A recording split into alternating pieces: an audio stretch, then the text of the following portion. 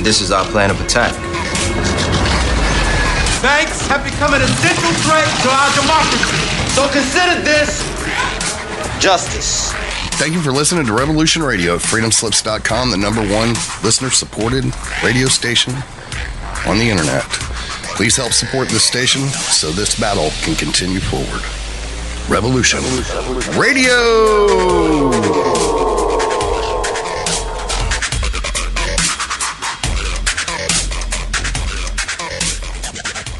The opinions expressed on this radio station, its programs, and its website by the hosts, guests, and call-in listeners or chatters are solely the opinions of the original source who expressed them. They do not necessarily represent the opinions of Revolution Radio and freedomslips.com, its staff, or affiliates. You're listening to Revolution Radio, freedomslips.com, 100% listener-supported radio, and now we return you to your host.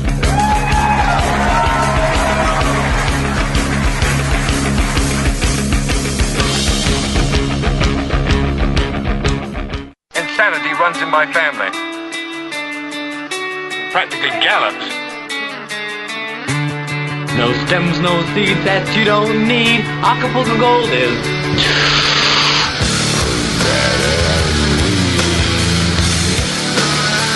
This is the most acid I've ever seen anybody eat in my life. Wow, man. Fire it up, Holmes! Why don't you get a job, Spicoli? What for? You need money. All I need are some tasty waves, cool buzz, and I'm fine.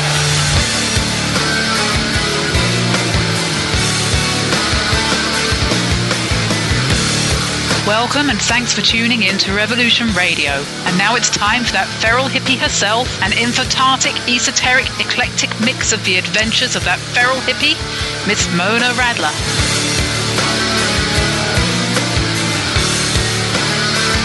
What are you people? On dope?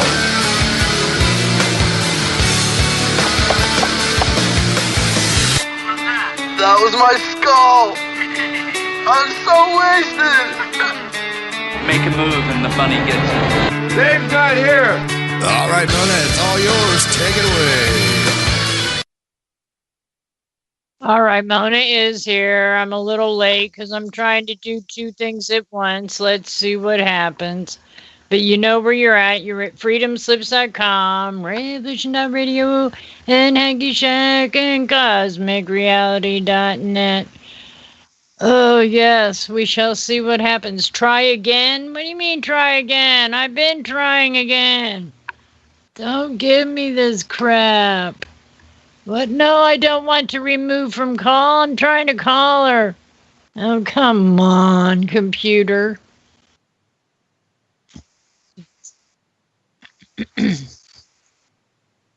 Okay, let's see what this says. Okay.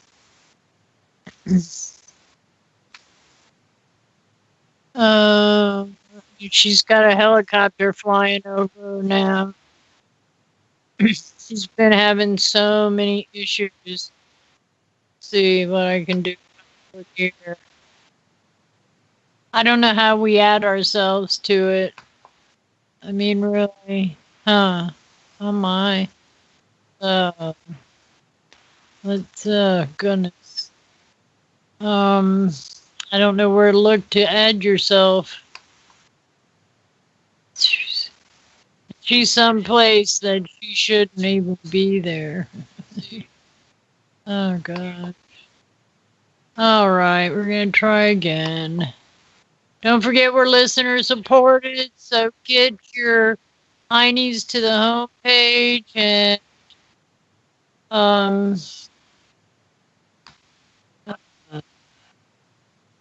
okay, I'm trying to do too much at one time.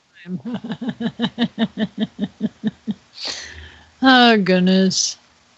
Yeah, well, looks like, oh, did I? Oh, gee, I shut myself off, and I thought I had shut up. Myself was shut off. I can't hear me talk over the live airwaves. No. Holy magocious, I just heard an owl. And it's daylight. And it's kind of funny because there's native tribes that are in fear of the owl. And I don't see that as too real well-versed tribal when we accept all life as it is to a degree. You know what I mean? Anyway, hello. Yep. I live in Cherokee country, so it's rather interesting. And here I'm Iroquois. So it's like, okay, wait a minute here. And I know Iroquois means many nations, but still. Oh, we've forgotten the right road there, Bridgette. Welcome to Wednesday. Yay, I finally got on. Yeah, I had all kinds of hell the last 2 days with internet and my computer, and my tablet went kind of wonky and wouldn't let me on the show. So let the fun and games begin. No, I'm just kidding. Except like with every parent, we didn't get a manual, with the rules. Yeah. It looks like, it doesn't matter anymore because rules don't apply to the bad guys. Oh, there's always a state of rules, Bridgette. You can't have it without it having its balance, even if it is a chaoticness. Yeah, I've been around Lenny too long. I'm trying to operate without the rules. Oh, Mr. Anyway, so coming on the show today, I was really excited because I gave my airtime to Mark last week because, really was important that his information come out about the 5G. He was on yesterday. People need to get archives and listen to this stuff. I had him on yesterday. It was a great show. Oh, you did? Right on. Yeah. Was it good? Lenny had him on earlier that day, so Lenny had him, and me in conversation. I don't have an issue with it, so it was good. Yeah. I mean, I'll have to go back and listen because he's smart. He knows what the hell's going on. Yeah, he had fun with Lenny because of the water issues. Oh, did he? Yeah.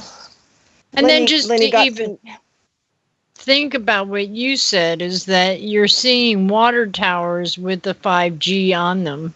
I mean, people don't even realize that they're being microwaved constantly and that they're... Well, this is... the thing is if in the UK that they have record that babies are dying full term in the womb, then what do you think the water towers are going to do to you? No, let alone what kind, okay. If you have a natural, even if you have a metal tower, if it isn't putting off harmful vibrations, it would have weeds and birds and all kinds of things using it. Life. Right. But you don't get it now. Well, yeah. Well, good. I'm glad Mark's getting around. I told him I would try to get him out as much as possible. I just really felt like what he had to say was super important. And he's been a super awesome cheerleader, because I get really down about this 5G thing. And so I just kind of wanted to talk about a few things, like, first of all, I've been talking to a lot of people who even are down in like LA in those areas and know that the nuclear plant, the Rockdine, nuclear facility that was never cleaned up, where they did explosions and experiments, and it was the actual really extremely large facility, and it still had all of the radioactive material there. Some of it was like only 4 feet underground. At 4 feet anymore from the decades and the wind and erosion. Yeah. So, and then the whole thing burned down in one day. There's video footage of it, and I try to really get it out. And I keep having these people say to me, well, I'm too tired, I'm too sick, I'm too in pain. I don't care. I've lived a good enough life, blah, blah, blah, blah, blah. And, if it kills me and my family, who cares? And this is like the whole... Are you serious? That is just really outrageous to even assemble in my head. Well, you know what? The thing is, and I thought, well, maybe, people are too tired to man the guns.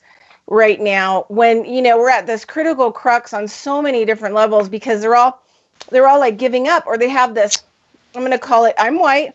It's a white elitist viewpoint, and it's all about you 24/7. And even in the midst of this, like them, giving you a statement of giving up and why they're giving up. So now you're going to give up and you're not going to take responsibility, and you're not even going to evacuate the LA area, even though the whole area, even the California food belt now is going to have heavy radioactive material all over it. No one should buy and eat food from California from here on out. Shouldn't happen. But that's just stating to me, Bridgette, that this is all for a reason, so there is no food from for the future. Right. Okay. But the thing is yeah. I mean, that's part of it. But the deal is that these people that are giving up statements like, well, I've had a good life. It's like, so you come here, you use the planet, right? You use the people around you, you use the resources, and then you just go at the end, like, I don't give an F, like an F. I don't give an F about the planet. I don't give an F about anybody else. I don't give an F about anything. And it's like, that's just like a typical elitism, statement. And, what about, you don't feel any kind of responsibility for the animals or the birds or the soil or the plants? I mean, you have zero responsibility. You came here, conquered, raped, pillaged, lived your life. And it's okay if you die of like one of the most heinous ways to die, which is a radioactive cancer. And it's not just that, because true cancer, okay, Bridgette, the true cancer is us. And it is. Only, that is so true. It's so true. Well, it's the only way that it's been able to get destroyed. Now, just because you and I like it basic, every cleaning tool I use is baking soda and vinegar, white and apple cider. Okay? Not flipping all these chemicals that are made from synthetic organisms, but put into the idea that you're having an organic situation when you're not. Right. And that's not just polluting you physically, it's polluting the planet too. Nobody even looks at their footprints. Right. So this is the deal. So I've really been getting into this whole digital thing, which they call a hypnotic trance or a dreaming state that the TV gives people, digital TV. This is one of the reasons that they moved to digital TV, is because it could put people into a trance. And so whatever they're seeing is being programmed right into them.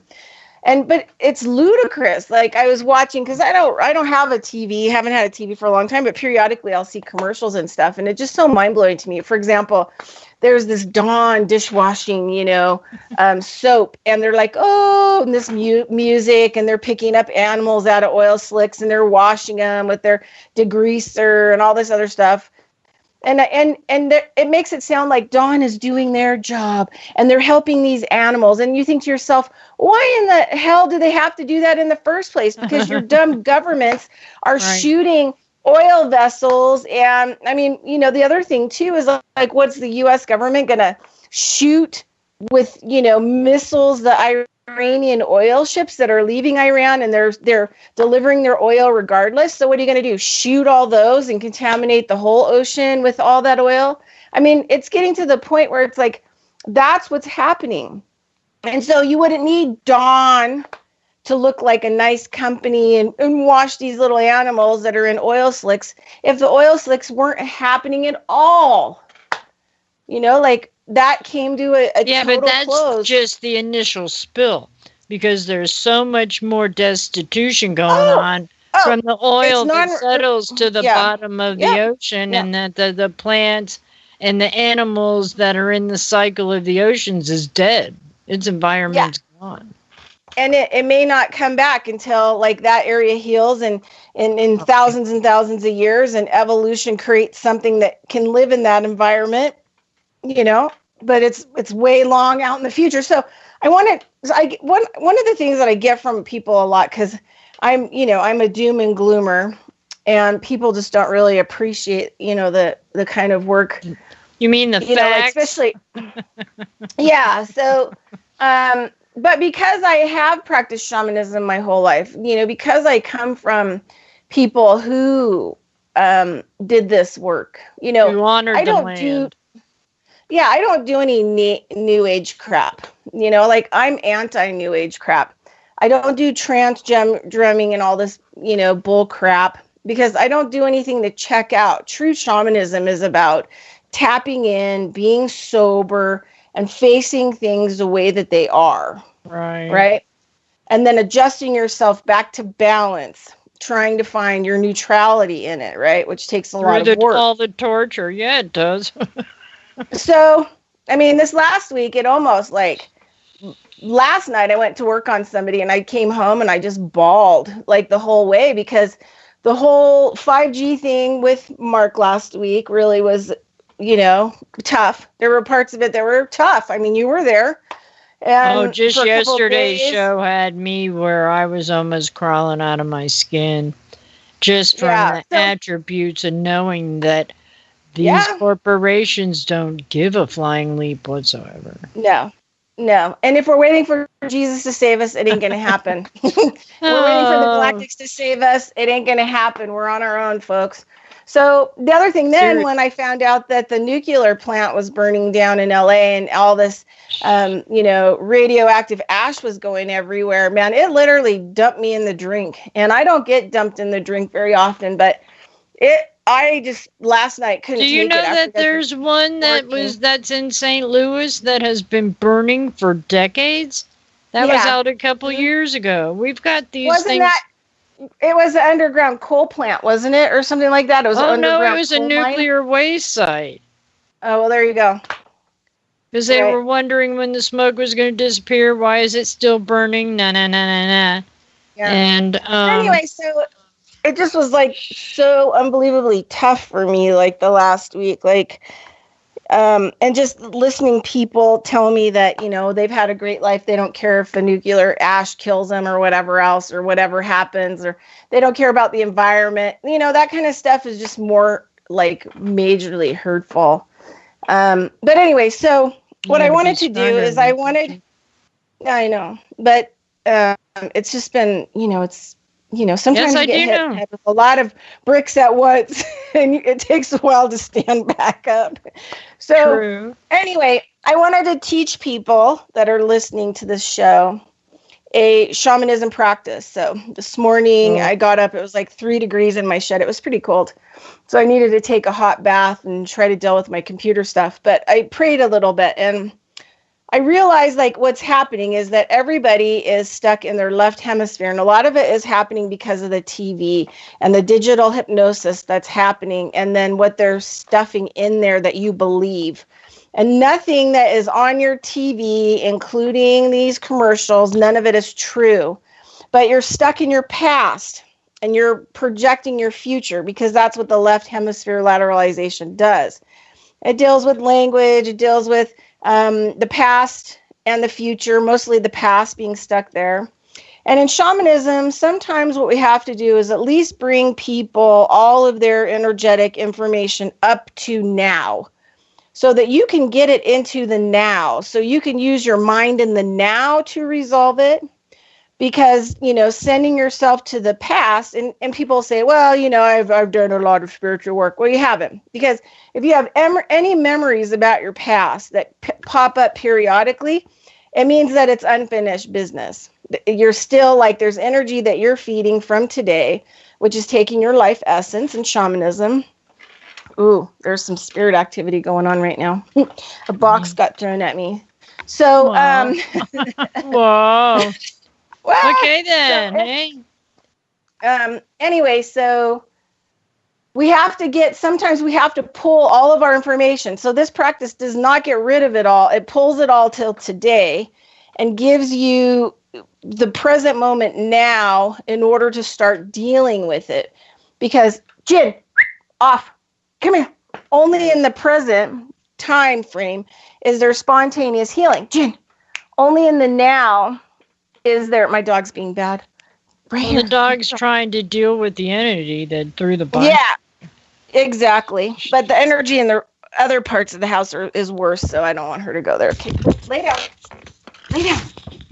Okay, so anyway, So I'm going to teach people like a really easy imaginary, in their mind practice to pull everything from the past to now, and then how to integrate it into the now so that it's with you in the now, in the present moment, and there's nothing in the past. There's nothing that you're consciously going to the past because it's all been pushed to the now, right? And this is a really important part of healing, because until it's pushed to the now, the right hemisphere is not engaged, because the right hemisphere deals with the now. It deals with symbology. It deals with omnipresence. It deals with all those kinds of aspects.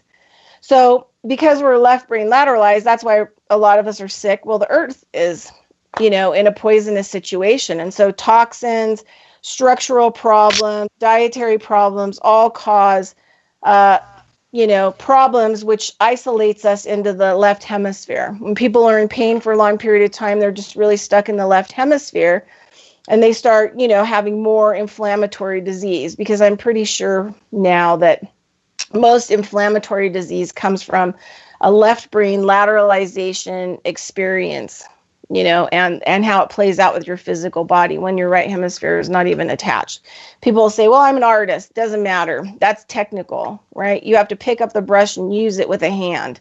That's a left brain deal, right? Right brain is where you go out and you manifest realities. But unfortunately, because we have a body, we have to utilize both. And one extreme to the other causes major imbalances and makes it impossible for us to move forward. And I keep always playing with this Albert Einstein thing. You keep doing the same things over and over again and expect a different result. So what happens is, let's just talk about in your job. So you keep going to the same job for 20 years and you hate it, but you're stuck there. It's your past, right? You're stuck in your past every day. And then you have to hump through bypassing the now, which means I have to smoke all these cigarettes, take Xanax, do all this stuff to get in my car to go to my job. So you're not even in the present moment because you're working towards a future. So you're past to your future. So nothing can ever change until all that past is brought up to date and your mind can work in a whole brain function. So what I'm going to teach you is like a right hemisphere kind of activation to help bring all of that stuff to the present so that it can be worked on. Now, sometimes you need to do this practice several times. In certain types of practices in shamanism, scientifically, they say it takes 21 days to create a pattern or an addiction. It takes much longer to get rid of it. So you may have to commit to 30 days, to 60 days, or 90 days. Doesn't mean that you have to do this practice every day, but you may have to check in and see how much of you was stretched back into the past again and needs to be rolled forward to the present moment so that those things can be dealt with in the present moment. In the present moment, you have a brain that works a lot better. You have a lot of other things on your side, and a like say a third eye perception of the now. And it's going to be a lot different than it was in the past. So anybody, if you feel like you've had past lives, I recommend people don't go into those past lives because they're really not going to make a damn difference about what's going on here, there, or the other place. Seems like it, but it can be a major distraction, and you can activate injuries that you had and illnesses and other things into the present life. So, if you want to go in there, find somebody who can take you in there and you can look at it. But I suggest you get yourself to the present moment, and you don't need to look at it. You don't need to process it. You can just bring it to the now, and you can just let the right hemisphere help you to start to deal with it. Okay. So, if you feel like you've had past lives, just move that stuff forward to the now. And then something will happen in the now that'll help you to deal with your past lives or resolve them. Or we're going to go back to, to when you came, into this world, when you were a sperm and an egg and it collided, and clear it up till now, right? So that's kind of like the focus. So the more you do this practice, the more you can get everything to the now. And the more you can clean it up, the more that you can really awaken and see everything for what it is in the now and not be functioning, because most people are just these aging units that are still living in the past with everything. Their old anger, this person did this to me, that, who cares? Bring it all to the present moment and work on, letting it go from there and gain a different perspective on it from the place that you're at now, which is way easier. Okay. So, take a deep breath. Yeah, I know, right? And plus, we've got a minute before the break, so don't get started. Let's do it after. Yeah, let's do it after. Let's everyone taking some deep breaths. Because we really have to get ourselves in the present moment. Release all inhibitions. Here's the break. We'll be right back.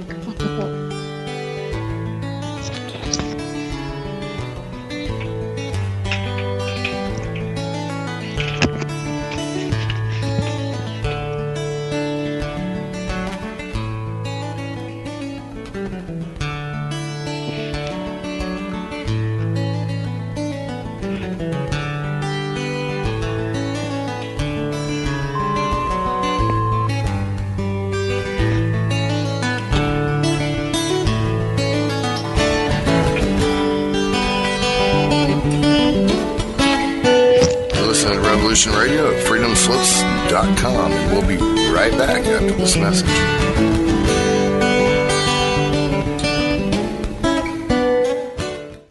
What the heck is the truth, Jihad? Hey, I'm Kevin Barrett, host of Truth Jihad Radio. Federal prosecutors, Department of Homeland Security agents, and curious passersby often ask me, just what is this truth jihad thing anyway? Well, everybody knows what truth is, but jihad is a misunderstood term.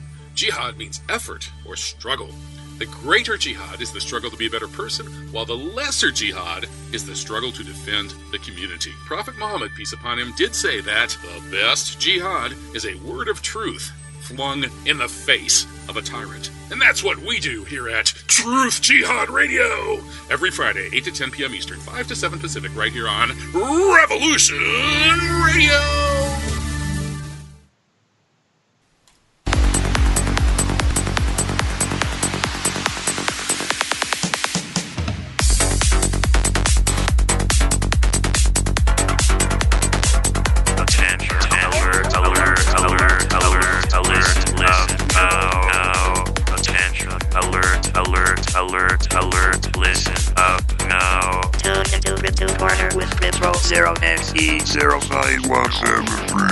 We talk about decentralization and then annihilation. Bitcoin, Litecoin, Moneycoin, Yourcoin, blockchain, baby. Mondays at 1600 hours Eastern, Studio A.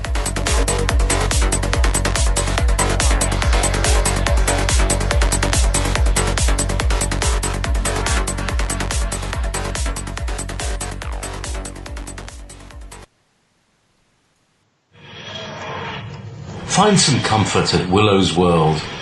A variety of news, commentary and poetry at Willow's Poetry Corner, where there are comfy cushions and a tempting selection of delectable comestibles. A show that's quirkily and quintessentially British, with a unique twist featuring Willow Andreasen, your host. Join Willow Mondays and Thursdays 2 till 4 p.m. Eastern Time. Studio A. The opinions expressed on this radio station, its programs, and its website by the hosts, guests, and call-in listeners or chatters are solely the opinions of the original source who expressed them. They do not necessarily represent the opinions of Revolution Radio and freedomslips.com, its staff, or affiliates. You're listening to Revolution Radio, freedomslips.com, I'm jumping 100% in just to see if this is the radio, time and or now not, we return you to we sure do have a great 50s promos on the record. It's nothing to do with the station, it's all Skype. It infuriates me just because why do we have to deal with this AI crap? Oh, I'm sure that's what it's doing. Sure. Things almost over.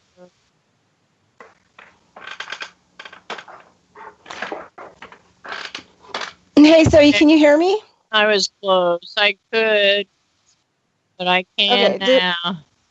Okay. Do I sound back. clear, or do I sound like I'm cutting out? No, you're not cutting out. Okay, good. All right. No, you sound fine. Okay, awesome. So now that we have gone to promos, Bridgette will invest in her time to help us find a way to eliminate the past and be in the now. Go ahead. Yeah, or at least a place to also manage the past, but in a now perspective. And the other thing too is that just getting in the now is just going to be really, really important. But anyway, so it's going to be super simple. A lot of the practices I teach my clients are super, super simple. Remember, you want to check in and maybe do this a few times just to make sure. You can go all the way back, look in your mind's eye. So you're going to close your eyes. You're going to take in a couple deep breaths. And you're going to go as far back as you want to go back. And it doesn't matter if you can remember your past lives. You can just say, mind, go all the way back to the past to a point in time, when I first started to exist, especially existing in this existence. Or you can just say, I want to go back to the moment that, the egg and the sperm collided, and I became, a living being in the womb. But you want to just imagine that point, and you want to imagine it in your past behind you. And you can look at it just like just go back through your timelines, to a spot on the wall where that's the back wall of all of it. And you can just zoom there in a second, right? You can just zoom there all the way in a second to that back wall of all of it, right, that you're dealing with, and all of it that you're feeding the past with, that's stealing your life force and making it really difficult for you to change and make positive new choices and decisions and be able to stay with them in the present moment. So once you hit that back wall, now I want you to imagine that there's a cape, a cloak that's tied to your neck comfortably, and it goes all the way back to that back wall, or out to this side, or out to that side. Maybe some of it may extend out kind of into the front, or it can just be one long, cloak touching that that point in the back where it all started, where we want to clean it all up to. Not clean it up to, but bring it to the now. So I want you to just imagine that cloak and what it looks like. Now, in shamanism, we're not allowed to bring other people in to help us, because the work is to be done by us, because that's how we find the sobriety, and that's our personal responsibility. So you're just going to imagine yourself, or somehow you asking the cloak to start rolling itself up, kind of like a ding dong, with a whole bunch of like layers inside, rolling it up. And you're going to roll it all the way to the now. And you're going to roll all parts of it and aspects of it into one roll. And so some people are going to have a lot to deal with. You may have to do this several times in order to get it all. But what you want to do is you want to roll it all to basically the physical backside of yourself. So take a couple of minutes and just roll it away. If it gets too hard to roll or doesn't want to roll, you may have to remove part of yourself in your imaginary mind state and go back to the back of it and push it until it rolls. Sometimes it takes several times doing this kind of stuff to get it to roll all the way. This is why we call them practices, because they need to be practiced. This is how we move through the first, the second, third, fourth, into the fourth attention, where our reality does not dictate our response anymore. And in some cases, doesn't dictate our health, doesn't dictate our experience. So once you get it kind of rolled up, or as far as it's going to roll up, and you use every kind of method you can think of to get into your, guided imagery and your imagination and move it up. Once you get it as close as you can, it might be really big. It might be really small. Who knows? But what you want to do is you want to reach back, grab it, pull it to the front, no matter how big it is. because we need to move it to the front, not to the future, but we need to move it to in front of us, attached to us, so that we are bringing it all completely 100% in the now. So the past is no longer feeding off you, because just like that cloak was extended all the way out, all your energy has been feeding it, all those areas, your whole life. And so you want to know why you're sick and tired and have all these things. It's because you've been feeding energy that's been back there for a long, long time. That's why at this point in time, we really need to stop going back to the past. We really need to get ourselves out of the past, because obviously all these, even in the 3D, or I call it the 2D, I mean, look how long they've been searching, these architectural, feats or whatever else, and they still have no answers. So that's been going on for what, like 100 years in Egypt or something like that. If they haven't figured out something to help us in the now, there's just no point in even being there or going there anymore. So we need to really pull all that, our participation in it from our lifetimes and whatever else, or even just from the moment that we came here. Any time that our energy was punctured or it's leaking, we want to bring all that stuff forward to the now. We want to bring it all now in the present moment. So anyway, you may have like a giant thing that's in front of you because you had to roll, from other galaxies or whatever else, or maybe you just had a really long life in this lifetime already. And what you want to do is you want to take your energy using your hands, and you want to shift it into a very small, compact item that will sit in your hand, right? And because I like to think about, so your whole cloak now, right? We're removing it from our neck. We've pulled it around to in front of us. And now we're going to downsize it incredibly, right? Because we need to take it with us in the now. We need to include it. Sometimes if we erase parts of ourselves or our past, or we do too much processing on it, it damages it in a way. And then it causes, more problems. So if we just bring it into the now and we let the now and the right hemisphere deal with it, give us hints, bits, and ideas, as we're going along, down the road with our day and into tomorrow and the next day.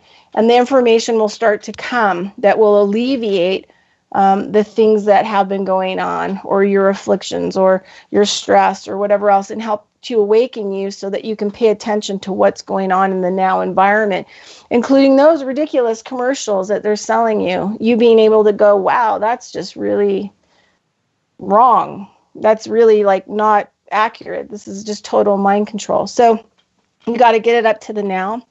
So anyway, you're going to compress your whole cloak and everything. If it's in a big ball, it's twisted like a pretzel, it doesn't matter. It's rolled up like a burrito. And you're going to compress it with your hands and your energy until it becomes a really small piece. And then it's on the ground. So because I think we should love ourselves, you could imagine it into a heart rose quartz, right? Our entire past and all the data and the information from it is now enclosed, at least what we could get today. We can probably get more, and then we can make different, I always like to use crystals, and the thought of crystals and the imaginary thing. So now all of our past data has been brought up to the forefront in front of us, and we're using our energy fields to consolidate this cloak that we've rolled up and pulled up into a quartz crystal, maybe even a heart's quartz crystal, or maybe you have other quartz, shungolite or whatever. I know that Mona really likes that, so maybe she's using that. And you're going to put all that information and data like a hard drive chip, plug in, it's your information, it's your data. But we're doing it in a loving way, because we want to love ourselves. So we want to send the past, love and gratitude and honor and respect. And so that we can bring it into the present moment and not cut off parts of ourselves from it, but we accept it and surrender to it and bring it to the now. So put all your whole cloak, all the information, data, everything else into a small crystal that you can pick up off the ground, right? It's all been smooshed in there. right? And pick it up off the ground and then go ahead and put it into your heart chakra. Put it into the front of your heart. Because no matter what has happened in my past, I'm going to love, honor, respect it. And I'm bringing it into the now, and I'm putting it into my heart. And anything that I need to know about, any obstacles that I need to move forward, and any ways to heal my health, to heal my mind, to heal my world, now that I'm no longer utilizing all that energy to feed the past, and I've brought it all to the forefront, and then it's in me, and I'm carrying it forward in the now, and all information that I need for any resolution, to resolve, regenerate, to wake up, is in the now. And I'm going to do it with love. It's all being done with love in my heart for all my experiences and the experiences that I've been involved with others. Because once you start to do this work and you start to work on yourself, you have experiences with other people that they're going to have to move it forward to as well. And because you're already doing it, it's helping them to move it forward. Well, it's not always easy, though, because people love to carry their past with them. And what I would let and tell them to do, it was a great recipe, but what I would use is Scrooge. If you're carrying all this stuff from your past, how can you even have the power to live in the now for the future future to be created? Jeez, people. Yeah, I agree. Yeah, because if you're still in the past, you're just creating your future from the past, and there's no present moment in between.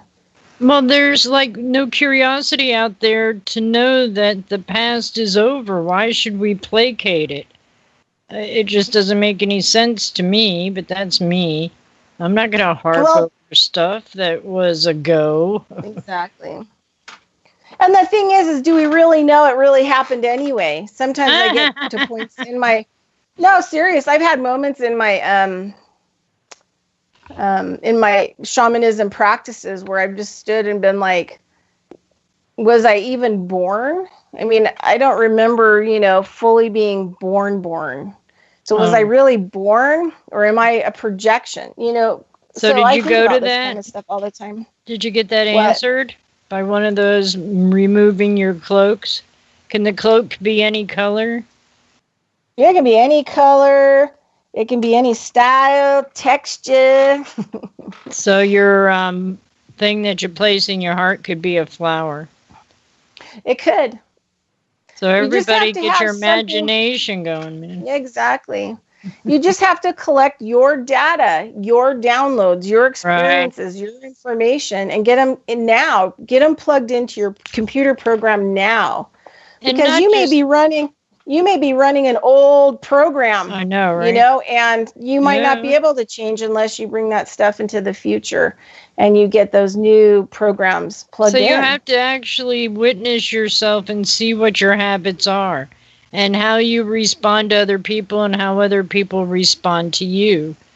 Because the people around here know I don't do the word sorry, but they'll say sorry. And they've heard the whole spiel about, words create. And the more that you say them, you're going to say sorry, you're going to end up in sorrow. How are you going to get yourself out of that sorrow? I mean, come on. I mean, it's that simple. And it's that difficult at the same time. And people just don't know their own powers, and they've given up on giving a shit about it, which really disgusts me. But yeah, well, it's because they're not in the present moment. Yeah, and getting into the present moment with everything is the most important, part of. It's just common sense. It's being aware and bewaring about what's happening around you. I mean, don't we think of our own safety? I work with so many people in shamanism work that find me, and my clients and stuff, and it's shocking. Sometimes they're shocked when they find out that everything that they're doing right now is the same that they were doing 20 years ago. and that they're in this cycle, right? So they don't even notice anything going on right now. They don't notice that there's chemtrails outside because that's not the program. The program is I don't look in the sky because I work 60 hours a week to try to, keep my life afloat. So that's what I do. I have a crick in my neck and I have sore feet and things like that. So I get home. Not I me get home, personally, I take my pain pills. Right. Yeah. I get home, I take my pain pills. Then I have a few drinks. Turn the TV on. Turn the TV on, go to sleep in front of the TV all night long. Right? And then get up in the morning and I'm late for work and I'm back into the same cycle with no present moment. I mean, if you can't even sit down. Emotions either. Think about that. Well, because they can't deal with it. They can't deal with this world or their life. But if they got into the present moment, they might be able to. And this is the other thing, too, on a physical note, if you're like a physical only kind of person, getting up in time to make yourself a meal is being in the present moment. Right. If you get up and you're running to your job, that, this cycle of making money and coming home and being, hammered or, however else that you seem to check out with or not deal. And then you get up in the morning, you're late for work and you don't get a breakfast. You don't spend any time getting up, maybe you take a shower, blow dry your hair or whatever else. But you don't sit down and actually make a meal. And that meal can actually bring you into the present moment to eat it and to sit down and actually, eat that meal. That's the difference, is like just those little present moment things that are going to make all the difference in the world. I'm giving thanks that you have it, because there's many people out there that aren't going to have anything like houses, the jobs and the towns are gone. I don't have a place to live. So, I know. Yeah, but you're living somewhere. It's not like you're out on the street. Well, but I was up until April. I had been for, 11 years, I guess, Right. Mm-hmm. Well, I don't doubt it. I feel bad for all those. Yeah, I feel bad for all those people. There's 30,000 people. They were saying like at the Walmart alone down there. I don't know if it's Chico or wherever that Walmart is down there, but they have like 300 or 400 people, like literally one blanket laying down in the parking lot at the Walmart. The Walmart's like one of the only businesses that is open to allow people to congregate that have no place to go. Yeah, well, that'll make an easy corral for, wasn't that part of the Jade Helms thing? I mean, it makes you wonder. But I know in Houston that all happened. Yeah, that whole hurricane, there was all those videos on YouTube about, there was one in particular I saw during the hurricane, and this guy and his dog, homeless guy and this dog, and this TV reporter, saw him go into this building kind of like in the entryway because the building wasn't locked because there's a major hurricane and people are fleeing. And he's in there with his dog, and the news guy says to him, "Hey, they've got this huge shelter, not far from here. Why aren't you there?" And the guy said that he had been a military, I think he like Marines or Navy SEAL.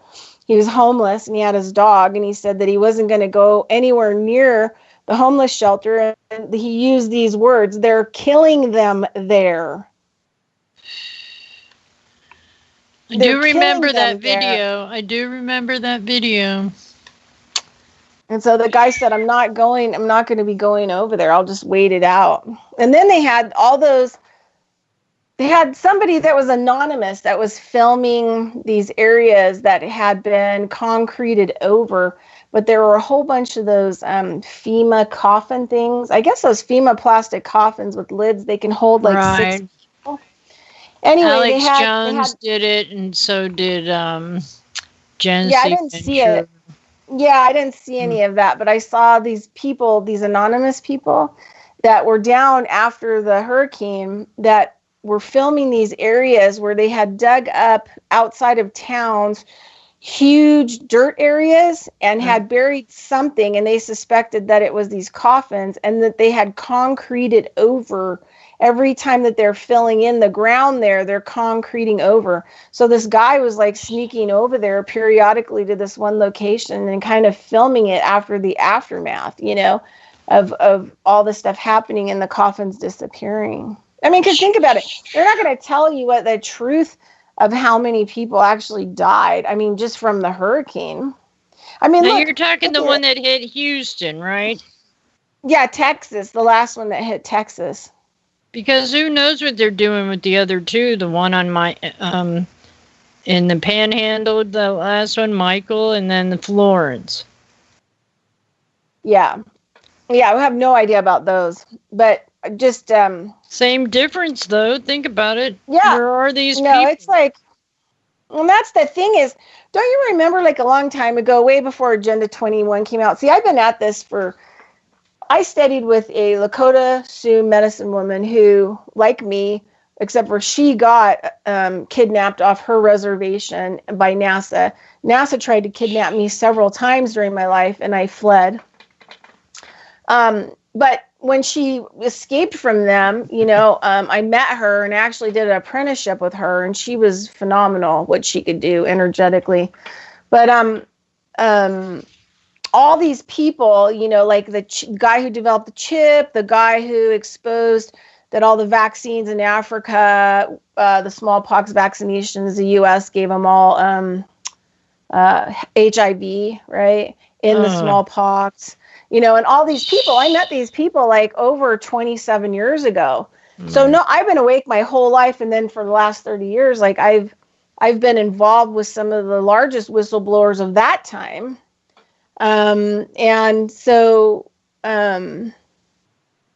know, I know it's really hard for a lot of people to swallow about what's going on, but it's pretty serious right now. Yeah. I mean, we're over the edge. We're so far over the edge that you can't even get a FOIA request.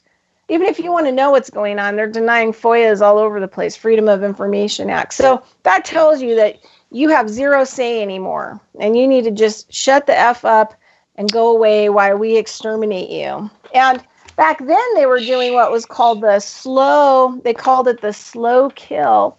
And that in the future, and I remember hearing these words 27 years ago. Mind you, I was 23 years old when this was taking place, during this year-long period where I worked with her and met a lot of these people, did apprenticeship with her. And back then it was all about the slow kill, you know, the vaccines and then injecting other viruses in it, trying to get their chip in so they could chip everybody. Then did you see that the UK is doing it for people to be employed? Yeah, and well, this other thing too is this digital banking system that's coming in. If you're going to be like, you know, doing banking, you're going to be kind of forced into actually having a chip. So that way you just scan yourself, you know, at the ATM, or you scan yourself at the bank. So unless somebody cuts off your hand, you know, they won't have your data or information. Yeah, but still. This is the thing. The elite are going to have all that information, and they're going to be able to, like, turn you off. And they're going to turn you more into, I mean, that's the last piece of the transhumanism for us. Yeah, you know, those that don't survive the slow kill, and now is the fast kill. No, those who do who have survived the slow kill. That's right. Yeah, and whoever survives, you know, the fast kill or whatever, and if they get you, then they can put chips in you. And there was a thing, didn't I send you? Wasn't it a video or article? Be a super soldier. The U.S. recently FEMA just bought 55,000 chips to put in people. No, I only saw the UK one. Yeah, in Sweden. And that the U.S. has already in the past bought 450,000 of them. So now they have 500,000 chips. And you know, it's just like really, really concerning, you know, in Real ID in Nevada. I was one of the people that fought that year. I citizen lobbied and fought against 50 bills. So I have done it all, guys. Let me just tell you, I've done it all. I know everything inside and out. And when I went up there to Citizen Lobby, I fought with 7 other citizen lobbyists that were way older than me that have been trying to hold at least some kind of, constitutional law for the people of the state of Nevada. But they were getting old and dying. And once that was over, they fought against like 1,500, paid lobbyists that all have like agendas, state and federal.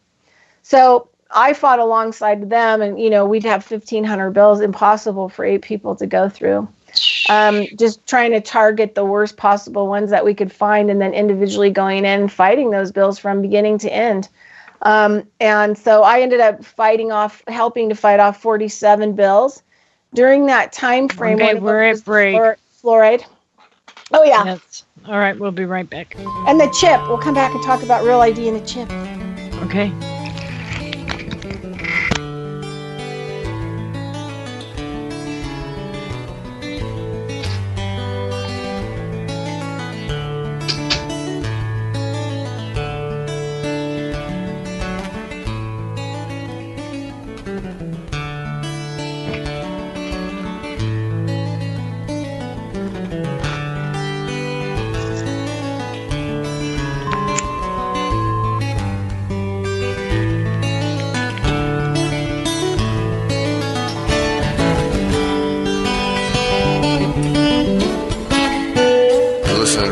Radio at freedomslips.com, and we'll be right back after this message.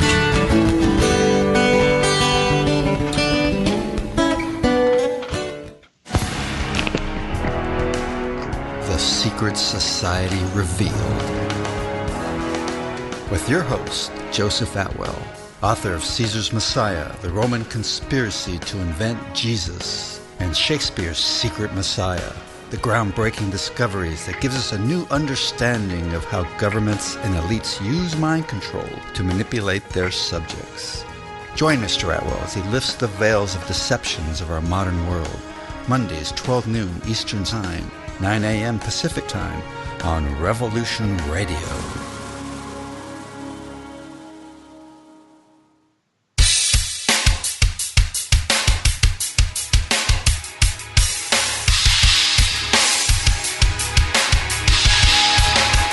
Enter into a world unseen on Raven Star's Witching Hour. You will encounter eclectic topics from the realm of spirit brought into our matrix of truth.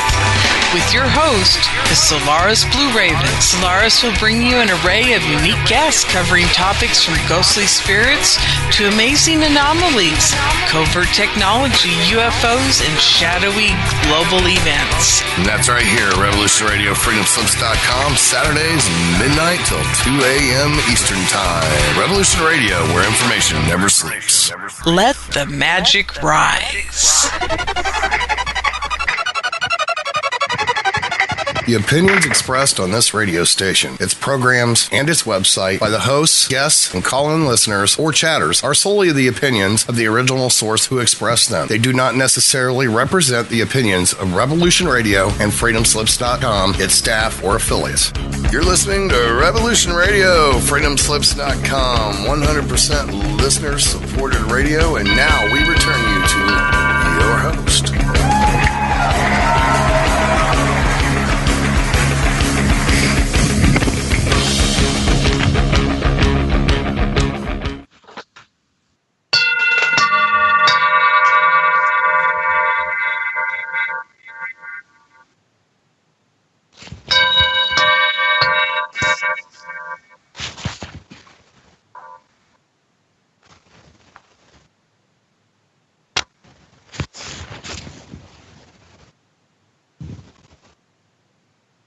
Welcome back. We are here. Oh, wow. Oh, that's so funny. Good, it got on there. Oh, my bulls are very important to me. I'm glad they got heard. Oh, that's how I feel that I'm getting people's attention when they don't know it. Hey, you wake up. Take some of that. Well, I do. I have the solar plex, the heart, or the soul, or wait a minute. I have 3 different bowls that ring to 3 different chakras. So, yeah, I love my bowls. Let's see if I can find the... I have an F for the heart, a G for the throat, and the A for the third eye. So I'm trying to bring those things definitely into concurrence every time I ding my bowls. And there are some days I ding them a lot because the people around here are people, like you say, who have no idea what being in the now is. So yeah, and their past is going to be, their future is going to be the same as their past. Well, while it is, the whole thing rolls downhill. They don't. Oh yeah, she doesn't want to hear it. I said to her the other day, because they were talking parasites, fleas, ticks, things like that. And I said, everything's a parasite. And I walked out of the room. She had a nervous breakdown over me saying that. I mean, it's like, what? Oh, my God. Just think about it, because we all are. We all live off something. But how we use it, how we disrespect it and ourselves is a whole different story. Right. When everything else on the planet works together. Now, from the chips, if you think about it, Bridgette, and what Mark says about the 5G, every vibrational thing, they could go haywire. Totally. It's like when you drive by in a neighborhood and your garage door opens other people's garage doors. People don't have a clue. Well, and the other thing, too, is if, some people, like he was talking about human combustion. Oh, that 5G can cause human combustion. And think about it, like you're in your house. But it's also suffocation in the air. Yeah, the H3O. Because of the water molecules, right. Mm-hmm. But look what they've done in California. They dried it all out and see what happened there. Yeah. But I mean, so in 2009, with the Real ID, because a lot of people don't really understand the Real ID thing. And it's really important that people understand it, and they don't do it. Right? Well, so right now the chips are in everybody's debit card. So we're already halfway, if not 3/4 to that system. Go ahead. Exactly. But the ID is worse, and they're not going to let you leave the country if you don't have a state Real ID. And the state Real ID, okay, so in 2009, the first bill that came in during that time frame was the Real ID bill. And we read it, and I, helped with other people to fight it off. We fought it off in 2009 out of Nevada. It's now, somehow it's gotten back in, but it's kind of like, a little bit softer. But back then, their idea was to put the chips in the driver's licenses. You had to really, really prove with lots of legal documents where you live exactly. And if you couldn't prove exactly where you live, you could not get one of these Real IDs, which means you couldn't drive a car, you can't get on an airplane, you supposedly can't leave the country, and all this other stuff, right? So anyway. So you're a prisoner of the country. Right. That's why I got a world passport. And I'm thinking about getting an international driver's license so that I can, get out of this system, right? More. Anyway, so in the bill, and I didn't really understand a lot of the legal language because I was just learning legal talk. And this guy explained it to me like this. Like, they give you an ID, right? And it gets you through, opens every door, and it has a chip in it. Eventually they want to get that chip into a person, but this is kind of like how they move it into people not caring about it or it not bothering them or blah, blah, blah.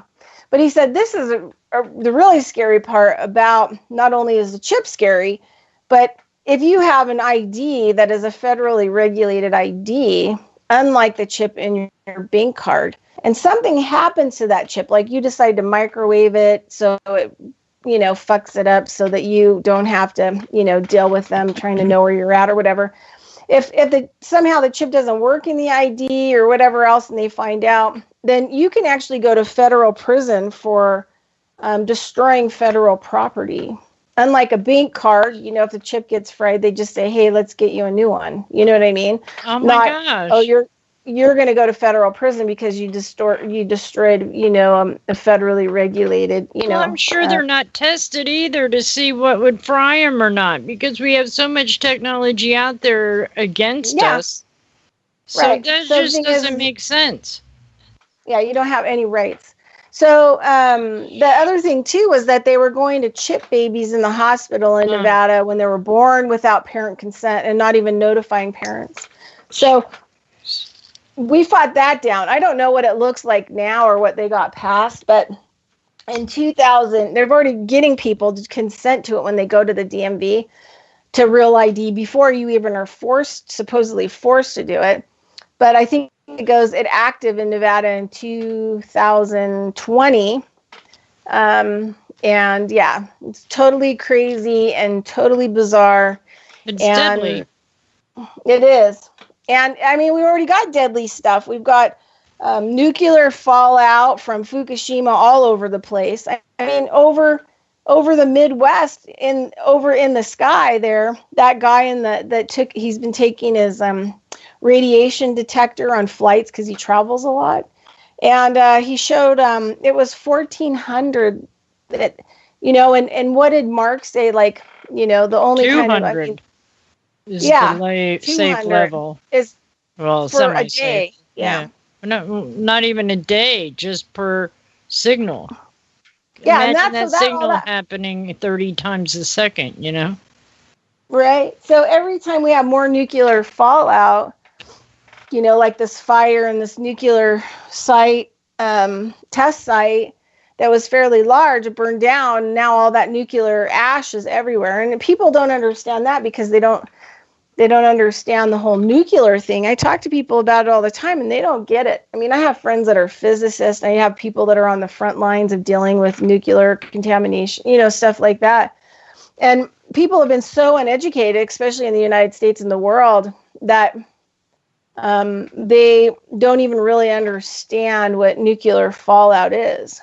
Right. They think it's like, okay, once it's burned, right? Once it's burned, it'll be fine. It's like, no, it's actually worse because now it's further away and now it's a hot particles, right? It's a hot particle and those particles stay good. I mean, there's questions now about plutonium and some of the other things that are in nuclear waste or fuel. And some of them are saying that some of that stuff doesn't neutralize for 1 billion years, people. And so we have all this, there's no way that, we can survive what's happening. And I remember, a lot of other people have had this experience too with the Greys. But the Greys will tell us that they're from the future. And they're collecting biological material now, and they're trying to create a hybrid between the Greys and who used to be human in the past. So we're at that point the last, 50 years where things got really wrong when the Greys and the ETs talk about it, where all the nuclear fallout and radiation started to be so extreme that, the beings that have evolved from that are the Greys. They're all spindly. And anybody that talks about nuclear radiation in areas, like a lot of the Russian women, they went from being like really strong, like really hardworking, babushkas.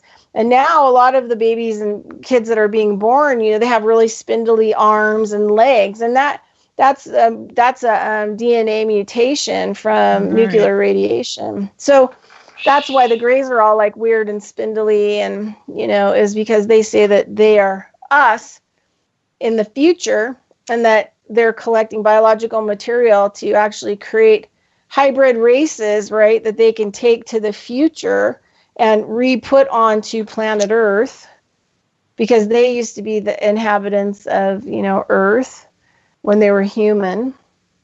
So and we're at that point. I was thinking about it last night. I was like, and that's what made me cry hysterically was we're at the point that for the last, not that the Greys really care about us, they care about getting that biological materials from us to create a new hybrid race for their own sake. So they don't care about other ETs or anything else like that, right? It's purely scientific. But they've been telling us for the last 50 years through people who've been, exported to their craft and exported back that that their biological material has been taken because, and they're making babies and all these other things because they have to recraft a race for the future in order to offset, the gray ET kind of, they don't have a resistance. They're just really sounds like a takeover to me. Healthy. Yeah. So in the future, they're taking a lot of these hybrids, back there. And they've tried to introduce some of these hybrids into our society, and it never really went well. So they're trying to fix, what had happened when they should have fixed it in their now. In the past, they should have never allowed. So we're at that part of the extermination period where everything goes wrong and lots of people die. People who survive it and have some kind of mutated genetics, will go on and create the grays. Kind of a thing. And so there has been introductions of some of these experimental gray humanoids, but they're very harsh on them. Like if they don't fit in and they don't work here on Earth and they don't get, transported to the future, that they're exterminated immediately as kind of a bad product. So there's this story, and I don't remember the lady's name who wrote the book, but I remember listening to an interview that she gave, and based on this book that she just wrote within the last few years, maybe like 2 years ago, it got released. And she, her daughter was partially blind, could see shadows and stuff like that. But her daughter went to a college, in another town away from her. And the daughter went to college and was partially blind and needed a roommate. They needed to get a roommate to help offset the cost of the condo that her parents were helping her with, to go to college. So she gets a really good roommate. But even though the girl can only see in shadows, she starts to notice like really odd things about the girl who's going to her college with her. But because she can't really see her, she can't really tell, she just thinks she's just a little strange because like every few days somebody delivers food and it comes in this jars and it's like green stuff. And that's all that this person drinks. In the hybrid ET tries to keep a really low profile and is trying to fit in, into society, but obviously can't eat the food we eat. So like around the holidays, the mother goes to visit. It's the first time that she meets her daughter's roommate, even though she's heard like really strange things about, the eating style and behavior and how the food gets delivered and, things like this. So the mom, and I'm sorry, I don't know what her name is, and I don't know what the book is, but so the mom is like walking up the staircase to go get something for her daughter. And she kind of runs into the hybrid, and the hybrid trips on the stair, and she usually wears these big sunglasses, and the lady said the sunglasses fell off, and she said she kind of gasped because even though the girl had beautiful eyes, they were huge and they were green, and she said looking into them, she said she just gasped. But she didn't want to make the girl insecure or anything. And then the girl was falling. And so she grabbed her arm and she felt like the girl had no bones in her arms, like no actual real structure. Mm-hmm. And she knew after that something was up. Well, the hybrid, gained her footing, totally freaked out, put her glasses on and ran out of the house. So her roommate doesn't come back for a couple of days and the mom's still there. It's like during the holidays or whatever. And they're worried if they had offended her or, something had happened or she was upset or, whatever. These were really good people, by the way. And so she doesn't come back. But about lunchtime one day, this knock on the door and this guy's, really nice clothing. It's like a general or whatever and has, a suit on and has all these little, doodads on it. And he said, hi, can I come in and take a moment of your time? And they're just like, the looks on their face are like, why in the F are you here? Right. And he said, well, it's in regards to, the roommate. And so he came in and he sat down and he told the mother and the daughter, he said, look, we have a hybrid program. This was in the 70s, by the way. Jeez. We have a hybrid program. They're, basically half gray, half human. And we're, trying to experiment with them, getting them into the public. And sometimes they're a little more hybrid than human, and they're not, fitting in all the way. And they were like, well, like what's happened to her or whatever else. And the guy said, you don't worry about her anymore because she's been exterminated. And so this is what this book is about, like all that experience. And then the mother couldn't write a book, felt like she couldn't write about it until her daughter passed on. And her daughter passed on like 5 years or 6 years, 10 years after that. So the mother just wanted to make sure, that her daughter wasn't in the way, because her daughter had disabilities already. Right. And didn't want to make it worse on her. But she, told that story. The thing is, like, we have to get woken up in the now, because there's just no way that people out there are going to be able to absorb the information that is in the now about, what's going on. And well, there's some so people have actually thought that these clones, or how you're talking about it, the synthetic individual, is to house part of the entities that are coming from the dimension that CERN got into as well. Well, those guys are right. Those guys, they travel right now. A lot of them live in the power lines and power boxes and all that other stuff. Just wait till 5G kicks on and they can go supersonic and hijack people rapidly, because your electrical systems will be down.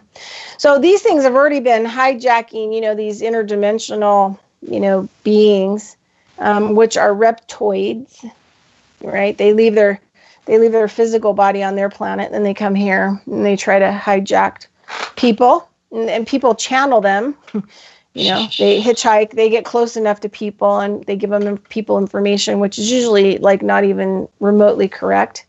But, it makes people feel important, and it's really exciting information. Oh, yeah, sure. But they travel around the power lines, and that's why they have to get rid of nature, too, because nature has nature spirits in it that don't allow... Well, in forests and stuff, they don't allow these, they're not compatible with these beings. So that's why we see the more pavement and the more concrete, the more that the power lines and the way that the vibration and the frequency bounces off of things helps to keep a lot of these beings going. But, there were a lot of these beings here before CERN started messing around. I mean, my grandmother was an exorcist. Mm-hmm. Yeah. And but those were earthly bound beings, not ones that are split from a different dimension. Well, but think about how many stupid people are doing ayahuasca and DMT, especially like recreational, and doing the same thing. Open up those doorways, those things come in. And the people that have them attached to them, like my student or Ryan, who have had on my show numerous times now, we talk about this kind of stuff. But he went through, came back, and it was with him in this world. And I told him early on, I said, we're going to have to teach you some practices, and you're going to have to learn how to deal with it, because it was attacking him. It was biting him. His whole physical foot swelled up. He had puncture holes. It was bruised. He couldn't walk on it. So the thing was manifesting physically. And so it came through a doorway where he did recreational ayahuasca. And he did not have a proctor, a proper medicine person to take him on his journey. And so, you know what? These people, more people are doing that than CERN. And so we have so many beings that are here that you're not going to be able to send them back, send them back, all that witchcraft, all this other stuff that people have been doing forever. Sending them back to once they came, biblical stuff, exorcism, whatever. It doesn't work, because a lot of them, came from places where, unless that porthole is open, can't go back. And if you've done like some kind of like mind altering, drug, and you don't know the steps that you took to go in there, and you didn't follow those steps back out, and you just, it's like the whole, people just like allow themselves to do this stuff and trust that everything's going to be okay, and it's not going to be okay. Yeah, I see your drift. It blows my mind, like, and these things can like physically hurt you. And wherever, I would be very careful about ever even going onto like a property where you've had a lot of these types of dreaming medicine ceremonies that are taken out of context, which is they're not done, the traditional ways by the ancient, right. The ways that the ceremonies are done and everything. So now, we have so many people fighting so many crazy things that sometimes it's like you show up. I do a lot of places I go out and look, and then I, take care of the energy and I look at it all. And then sometimes I'll go home and I'll make medicine and I'll bring it back, and then I'll try to help clear it or teach people how to do it. But, my teacher Bavado, who passed in 2016, taught me, helped me with a lot of the earth healing ceremonies that he was using. To help increase the vibration in areas. But the thing is, like, it's really not going to help against 5G. Now, you can get rid of a lot of the, negative energies. But if you have a lot of people who've been doing ayahuasca or DMT or places where CERN has impacted the planet, where there was a crack or opening, you're going to get a lot of crazy activity. Right. That you're not going to be able to really get rid of. But the, yeah. Bavado, I would tell people a story about Bavado. So it's a great story. I don't know if I ever told the Bavado story. I don't know. About how he got sober. All right. Well, Bavado was Blue Thunder, and then, his last name that was given to him before he died. He was Shoshone, elder, medicine man, powerful, probably one of the most powerful beings that I was actually ever physically around. And he told a story about he was living on his reservation and he was married and he was young, and I don't really know like the exact age, but he was drinking a lot. He was an alcoholic, and then he was using drugs, and he just really didn't care about his life or anything like that. And he said one night he was in bed next to his wife and he was completely hammered. He said he was the most effed up that he'd ever been. Like, he was just totally, pretty much like incoherent, kind of just totally effed up. And this thing in the corner of the room, his wife sees it too, right? So it's not just his experience. She's sober, she's witnessing, and the whole time he said, she kept saying things like, oh God, I don't want an alien baby. Oh God, I don't want an alien baby. He said that's the whole thing, the whole time that was going on, pretty much, that she said, because it was such an intense thing. He said he probably would have totally freaked out if he hadn't been completely hammered, because he was so hammered he couldn't run, It was just like, right. Whoa, what the hell's going on there? So over the course of several hours, there's this porthole that opens in the corner of their bedroom. And there are things shooting out of it. Mm. And then they design this energetic roof that's below their roof that has all of these symbols on it. And you can see it, like a veil. And so he says at some point he's so hammered, like he can't even react to what's going on because, he's not terrified. He's not happy, nothing, because he's just totally hammered. He's trying to figure out if it's actually happening or not. Right. Meanwhile, his wife is like, I don't want to have an alien baby. I don't want to have an alien baby. It's like, so he stands up on the bed and he sticks his hand up in it and he's feeling around. He watches his arm kind of dissipate up into this, false energetic roof. Right. He's looking at all the symbols and things like that. And he said, so then there's these things darting in and out, extraterrestrial stuff. And at one point, this huge thing darts out. And he said it's electric blue, and it was electronic. Like you could see like the, wave patterns of energy and light going through this thing.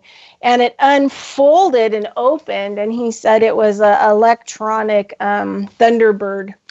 It was electric blue. He could see the currents and everything. And he said before he could resist it, it wrapped its wings around him, dropped its head on him, and totally encircled him in a chamber. And it just ran all kinds of programs and energy through his entire body. And he said, he wasn't even sure how long it lasted. Could have lasted hours. It could have been really short. He said he didn't know. He said, but when it released him, it left, closed itself up, and shot back through the porthole. And then the porthole sucked everything back through it, and it closed. And he said he was completely sober, standing on that bed, and he thought that if he had gone to sleep that night, he didn't really even think that he was going to make it because that's how many drugs and alcohol he had taken. So this thing totally was completely sober. He was completely cleaned of all the drugs and alcohol. Oh, we've got the last break. Can you hold your story till we get back? Yeah, I can hold. We'll be right back.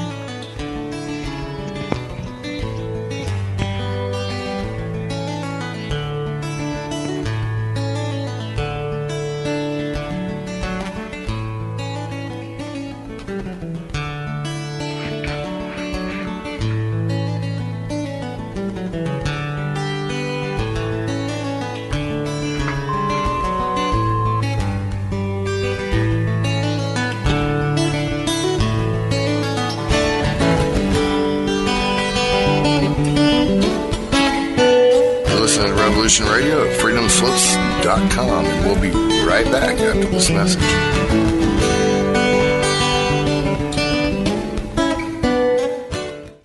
What the heck is the truth, Jihad? Hey, I'm Kevin Barrett, host of Truth Jihad Radio. Federal prosecutors, Department of Homeland Security agents, and curious passersby often ask me, just what is this truth jihad thing anyway? Well, everybody knows what truth is, but jihad is a misunderstood term. Jihad means effort or struggle. The greater jihad is the struggle to be a better person, while the lesser jihad is the struggle to defend the community. Prophet Muhammad, peace upon him, did say that the best jihad is a word of truth flung in the face of a tyrant. And that's what we do here at Truth Jihad Radio. Every Friday, 8 to 10 p.m. Eastern, 5 to 7 Pacific, right here on Revolution Radio.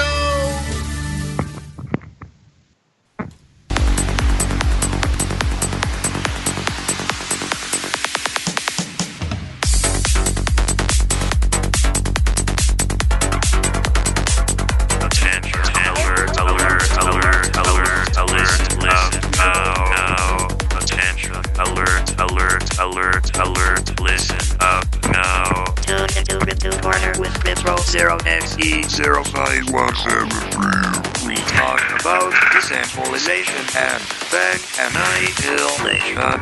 Bitcoin, Litecoin, MyCoin, Yourcoin, blockchain, baby. Mondays at 1600 hours Eastern, Studio A.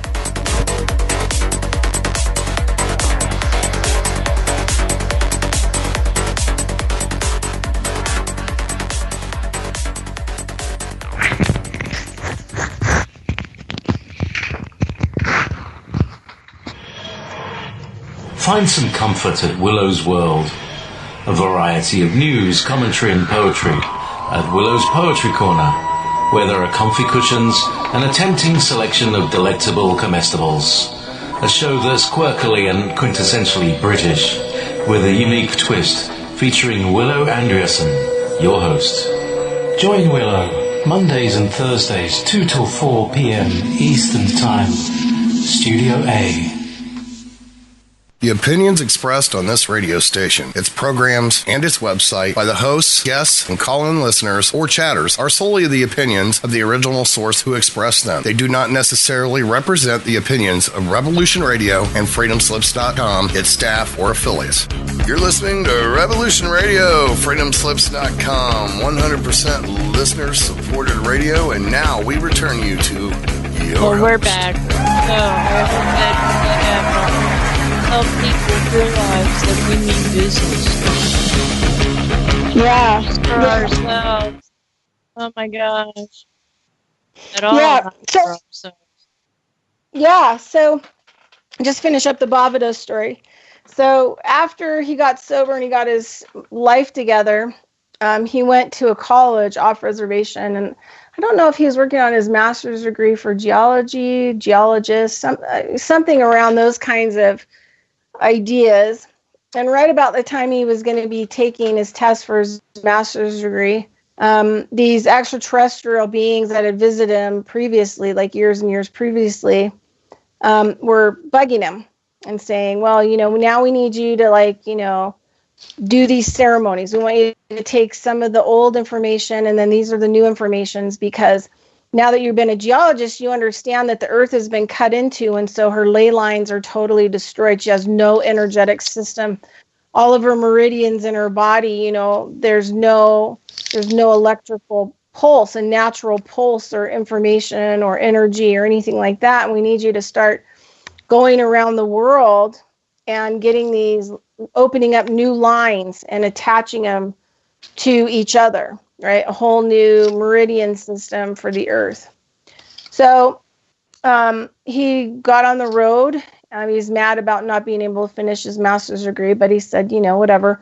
So the other thing too is, in a lot of people, when they look up to the sky, the direction of the sky, a lot of, Native people look at that as the area of the ancestors and where their ancestors came from. And so you could correlate that with extraterrestrial. And so, I realized, through all this work I did with him, that it was his ancestors from the future that sent technology through to help him, to give him medicine. That's what they call it, the medicine. And then him to be able to go do ceremonies. So for 16 years or something like that, he did ceremonies all over wherever he went. He lived in his car. He's like me, pretty much homeless on the road. He went all over the place and, was explaining this information to people. And then in 2014, I went up and met up with him in Sandpoint and hung out with him for, 2 weeks through everything and all the ceremonies and all these different things that were happening. And we just became really kind of friends, and I got to, learn from him by being around him and study from him. And so now, then he passed on. And one of the things that I can tell people is, we could heal all of this stuff, but we have to stop all the nuclear now. We have to stop, working for these people who don't care about us at all, and don't care about this planet, and don't care about anything. And you work for them and pay them taxes and all this other stuff, and it keeps their whole party going on. The only time all this is going to stop is when we all decide that it's going to stop, and we're going to stop paying to be. People say, well, I'm not responsible, for that over there. Well, yes, you are. Did you, pay all your taxes to the government so that they could use that in their military budget to go blow up a whole country and murder everyone? Mm-hmm. Then you're responsible. You're liable. And all the generations, before that. So we have to really think about, what we're doing and what we're participating by waking up and getting in the now. Anyway. So what happened was, after, Babadook died, I was kind of shocked for a while. He didn't really do a whole lot of medicine work, and just kind of stopped a lot of it in its tracks, including a lot of my shamanism work. And then this year, the Corn Mother found me with the native seeds, and that re-inspired me and taught me that, we can get these codes in the ground that can shift the whole computer system, because that's what it is. I know that I used to go to these lectures in Taos, and they would have the medicine man from the Taos Pueblo come and speak in his own native language and do the prayers and open up the events and everything else. And he said that they called the creator the great computer in the sky. So, to a lot of people, indigenous people, the original AI is the creator of this world. So I've been kind of moving back towards, how do we communicate with the AI? How do we show the original creator of this whole thing that, it matters, and that we want to participate and planting native seeds and doing these native outgrowths. Some of these seeds, I had this kid named Stephen Smith on, who is unbelievable. he is just the corn guy, and he goes out to Native people all over the world and collects some of their corn and then reestablish it, does outgrows. And he said, like we had this huge spiritual conversation and physical conversation on corn when he was on my show about how these corn codes and information. It has 5,000 years of information. And he's like, who on this earth has 5,000 years of information? It's not to be picked apart and looked at. It's to be put in the ground and watered and brought to the surface. Yeah, so it's not only, so it puts all the codes and the plugins and whatever else back into the environment. But the thing is we have to stop what we're doing in order to actually start something new, which is returning the native seeds and plants. And, this is the other thing too, is, I always get really grouchy about this whole salvation thing because people think something's going to save them, something's going to help them. I mean, I get it all the time. In emails, people are always sending me all these pyramid things with all this, vitamins and, oh, look how it's changing people's life. It's like, well, for temporarily, that's the new Jesus Christ. And in the long run, it's not going to save you, and it's not going to protect you, and it's not going to help you from the nuclear fallout. It ain't going to do shit for you against the 5G. Isn't going to do anything for you against those systems. And that we have to really work on saving ourselves, and that, it's our responsibility to fix it in a good way. Well, by eliminating it, because it doesn't have to be as harmful as they're putting it out to be. Mark already made that definite. Yeah. Well, he uses didn't he say that he uses some of that technology for good, like visual stuff in helmets or something, so people can see all the way around? The whole situation was it was designed to be harmonic, and they turned it into weapons. Oh, that's right. Yeah, just like the chip. Yeah, the chips. I mean, when I first saw that one pill with the camera in it and people were swallowing it, holy God, what the heck kind of crap is that? I know. But, the story behind the guy who developed the chip, and I only know this because I studied with that Lakota Sioux medicine woman when I was 23 for a year, and he was part of their group of people who had survived running from the government, after the government took their stuff away or kidnapped them, and they were all part of this group. But the chip guy, he and I don't remember what his name is. He was working, I don't know, I think it was for NASA or someplace like that. He was a side division, but he worked in this compound where you needed a badge, probably any kind of research institute, it's private and there's all these securities and checkpoints and all that other stuff. So he worked in one of those, and he had his own office, his own research lab, and he developed this chip. And the reason why he developed it was that his daughter was super, super bipolar. I mean, beyond bipolar. And there was not going to be anything. The drug sometimes could stabilize her, but the problem is that she was so bipolar, she couldn't remember to take the drugs. The ones that kind of would help the hemispheric, balance.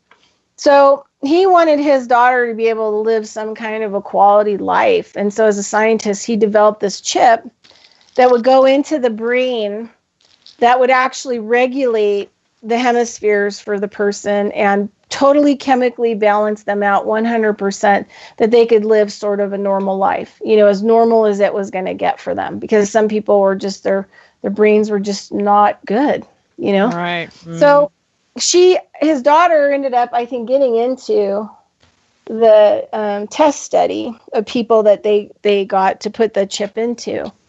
And it showed incredible results. People that were super, super bipolar, people that, their families had given up on, that they were institutionalizing these people. Right. In some cases doing lobotomies and stuff on them, really further damaging them, or giving them Thorazine, which is like a frontal lobotomy. You don't have to take it very long before it damages your brain. Anyway, so this chip that to my grandmother. The chip, they put it in, and the people had astounding results, unbelievable results. These people had never been able to ever live a normal life at all, and it gave these people normalcy. that they could live, they could go to work, they could have a job, they could, get a driver's license, they could have their own place to live, without even actually having to be on the system anymore either, right? Because they weren't going to be a financial burden, you know what I mean, to the medical system either. So they didn't really need all of those, welfare benefits and stuff once they were stabilized with this chip. And it would last, for their life. Well, what happened was this guy, he had a dream. Yeah, he thought it, well, he called it a dream, but he said now he knows it was, knows it was some being. But this huge thing of golden light, appeared before his bed at 3:00 in the morning. And he's just looking at it thinking, I wonder if I'm awake or asleep. And the being starts talking to him. And the being just basically says, look, dude, this is the deal. We love what you created for humanity. We think what you've done is amazing, for the people that are so disturbed in their minds, to have some kind of life, and getting out of that suffering. We applaud you. However, we have to inform you that now your technology has been stolen and it's going to be used for bad purposes.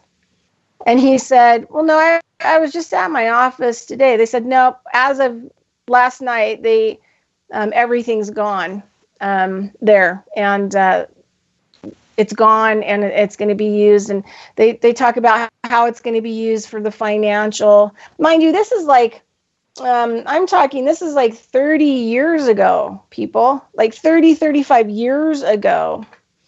So the being tells them, everything's gone. They've got it all. And in the future, this is what it's going to look like. They're going to chip people. They're going to chip everything. Because then, even he said supply and demand. So if they chip every product, your melon, everything else, then they can track everything and make sure that they want to do. They're doing it. Yeah, to get all their money from everything and everyone, right? That's one of the things I read on this smart ID thing with the chip going into your arm from another federal thing, said that then they can extract, as soon as you get money into your account through your chip, it'll just automatically, your taxes will be extracted from that once you have a chip and you have a digital account. When by true law, we don't owe $500. tax.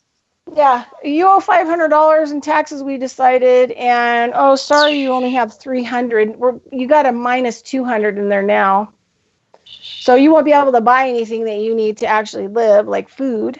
Anyway, right. So he went out and lectured on this for years and years and years, and all over the place, because the being said you're going to have to, tell people about what's happened now.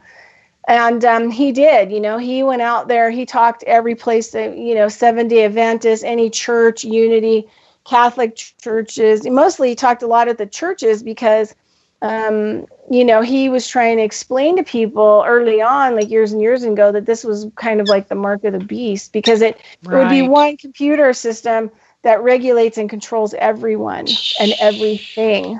So anyway, so he doesn't believe the being. He thinks, oh, I'm just having a bad dream and a rollover and get up and go to work. And so he gets up, he goes to work, got his badge, his briefcase, gets in his car, drives to the location where, was this research institute. All these different people had labs there and everything else. And, it was fairly large, had security, the whole 9 yards. He gets there and it's like an apocalyptic thing had happened, because there really wasn't anything left in any of the buildings. There were a few pieces of paper blowing around.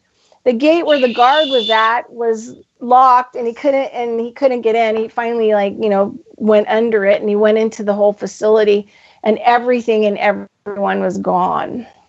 And he said he went into his lab area, everything was gone, everything.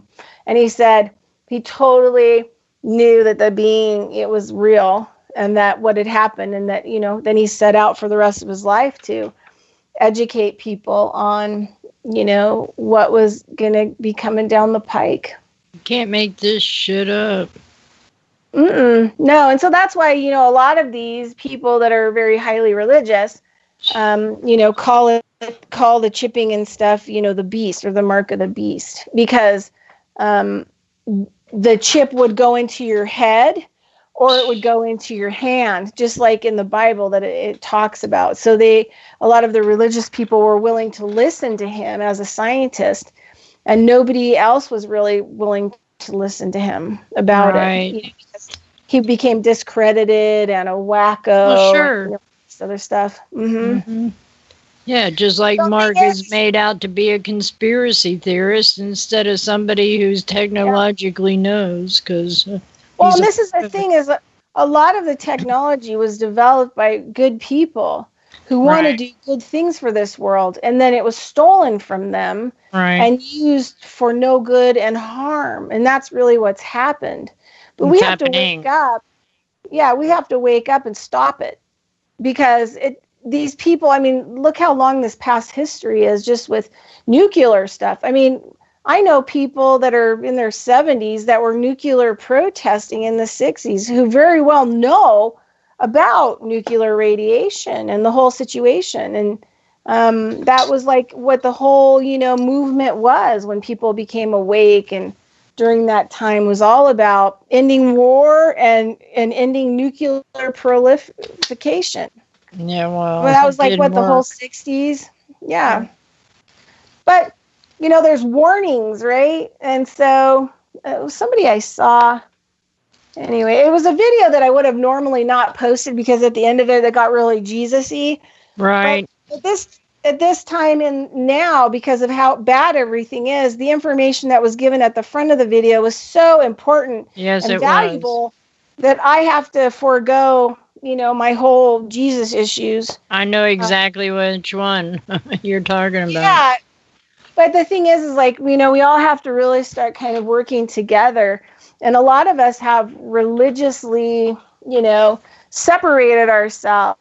I'm separated from the Christians. I'm separated from the Islam. I'm separated from, the native way, the native medicines and road spirituality. I'm away from that. Oh, I'm a Wiccan. I'm going to separate myself from everything else. I mean, whatever the New Age or whatever movement, sometimes we're going to have to forego belief systems of other people that kind of make us get a panty rash, because a bulk of the information is valuable and more important than our feelings about it. Well, the mispreconceived notions about it. You can't listen to the advertising and think that they're telling you the truth and that it's in our favor.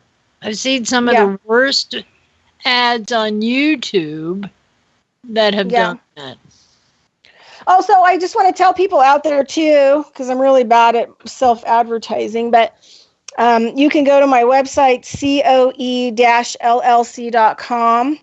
and you can contact me. I have pages on there for animal healthcare by Bridgette. And then I do animals and people. I do in-person, long distance, hands-on, and energy stuff, and a lot of shamanism consulting for helping people, with their businesses and things like that. And I've worked with CEOs. I've worked with doctors. I've worked with professional athletes. I've worked, some pretty, if that matters or important. And so I even by long distance or online, you can make appointments with me and on Zoom. And I do charge, and I don't take insurance. But if you are in need of some kind of, health information about yourself, or helping you to get some practices together to help you, to wake up and stay awake and accomplish the things that you want in your life, and just, call me and let me know. And I also have Carrying Stones and Digging Holes radio show on Revolution Radio on Saturdays. Studio A at 1 p.m. Eastern Standard Time. And you can go on Studio A and look up my show and click on it. And there's information there and contact information there. But yeah, so mostly these days kind of working online with people and trying to help them with, the average health care. Like, a lot of people don't understand what their diagnosis is or what's wrong with them. They don't understand their medications. They don't understand that there's, choices out there that they can make And I've, done apprenticeships. I have over 25 certifications, CEUs. I've taken tons of private classes and workshops, collaborated. I've had clinics with immunologists where we've worked together, and worked on doctors and all kinds of different people. And for a long period of time, I had doctors who were my clients, but they also sent me clients under the radar. And a lot of that was for like physical therapy or the type of hands-on work I do in traditional osteopath, because physical therapists were damaging a lot of their patients and they were getting malpractice suits.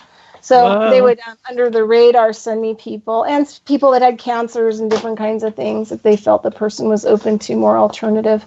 But it was all under the radar back when my practice was really, really busy. Been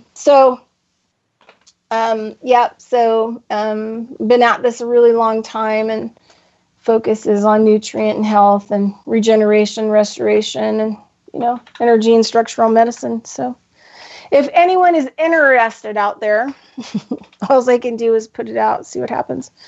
So, I know, anyway. right? Yes, I get that notion too. We've still got some interesting reawakenings or awakenings to have to realitize, and it is not to believe. Like, if the 5G gets fully up, there won't be any of that. There won't be any awakenings. Yeah, but it's not even just that. There will be less of everything.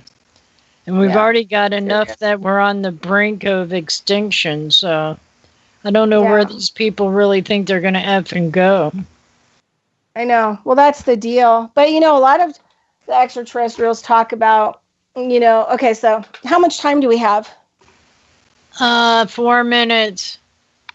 Okay, maybe 5. I was going to try to cruise through this really fast. So I've had clients that have found me that are in the higher echelon. I don't work with a lot of those people anymore. I'd rather, kind of stay away from them. But I have worked with people who are reptilian hybrids, and if you're intelligent enough, they'll actually engage you in conversation. And I had this one guy for a long time, and he was like one of the top heads of an world-renowned international research institute, and he was one of my clients for quite a bit of time. And he had his tail removed. You could see it, you could see the big scar. And at first, he was always kind of like in my energetic field and asking me questions while I would work on him, because, having a body is hard. Having a humanoid type body is hard. They're frail. And so sometimes they need, people to help with their humanoid part, their body, to kind of help it to regenerate or get it out of pain or whatever else. But anyway, one of the things, so over time he started to trust me. But one day we had this huge conversation about how that, it's nothing against the humans, but the reptilians, they need an acidy planet. And this is why they end up having to destroy the planets, and they turn them into places like Mars and Venus where there's nothing, there's nothing left. And they said that humans really, and all these things that live here on Earth, need alkalinity, and the reptoids, they need acid. And so they don't mind fluoride gas in the water. It actually helps their system, their digestive systems. They don't mind the chemtrails in the air because it helps to create a really acidy environment. And those are the environments that they really thrive in. And so the problem is that for most reptoids, humans are the preferred cattle, preferred food. And this planet was easy to take over because it had a lot of, cattle population on it for food and whatever else. And they were already predisposed for enslavement and slavery. So it was just really easy to take the whole thing over. But they said as the more reptile hybrids and reptoids develop on this planet and evolve, the more acidy it becomes, because we thrive in acid environments, which ultimately kills the planet we're on. And then we have to move to another one. I just don't see the idea that we should have that kind of occurrence. Like, Well, we the problem just couldn't is even be caregivers of this planet and nurture it. We had to allow them to be caretakers and not take care of what they're excreting from this life. Right. I mean, but, a lot of it starts with, I think that, I think a lot of the really harshness has been since Akhenaten, and how he tried to leave somehow, however he became Pharaoh, Nefertiti, King Tut, the whole 9 yards. But I feel that they were benevolent extraterrestrials, and that they came here, got stuck here or whatever, and were elevated to Pharaoh power or whatever. But I believe that, they're starting to kind of look at historically that, they fled with thousands of Egyptians to another place to create like a utopia, to get away from, basically the priests, which were, the big reptiles, the big reptilians of, the planet have always hid within, church walls and church infrastructures. Yeah, So, like the Queen of England. Yeah. And they weren't even did you know that they weren't even the original bloodline of that line? That they found this guy. Oh, yeah, they've changed their names. Yes, I know. It's very sad about all the lies that have been bestowed upon us.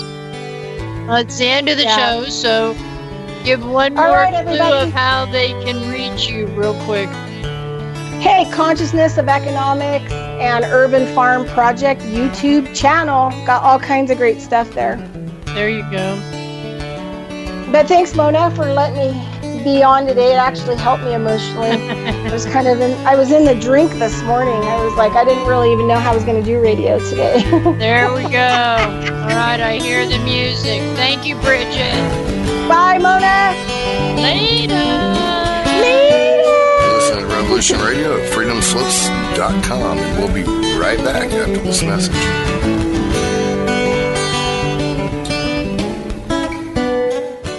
The opinions expressed on this radio station, its programs, and its website by the hosts, guests, and call-in listeners or chatters are solely the opinions of the original source who expressed them. They do not necessarily represent the opinions of Revolution Radio and freedomslips.com, its staff, or affiliates.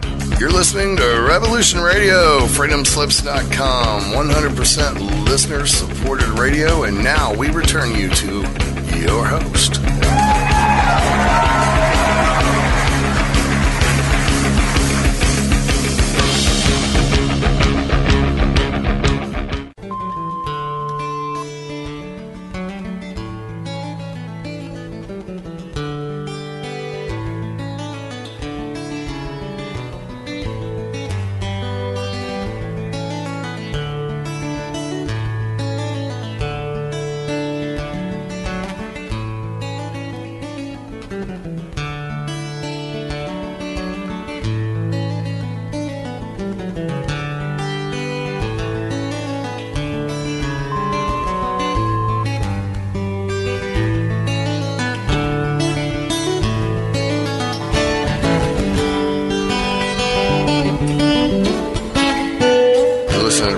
Radio at freedomslips.com, and we'll be right back after this message.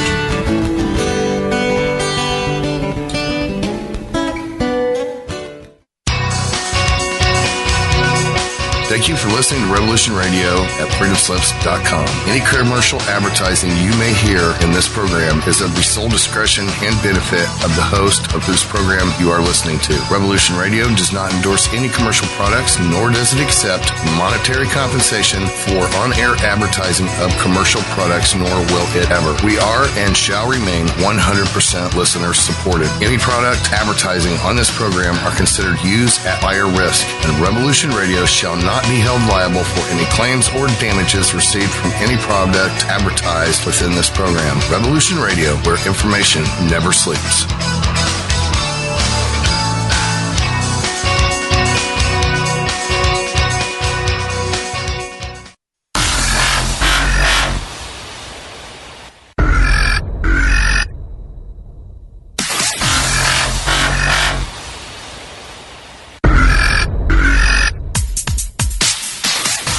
Thanks for tuning in to Revolution Radio. Here at Revolution Radio, we are listener-sponsored and commercial-free. But there still are bills to pay. In order to raise some needed funds to cover the cost, our station is offering a silver special. In the continental United States for a $60 donation, or in Alaska, Hawaii, or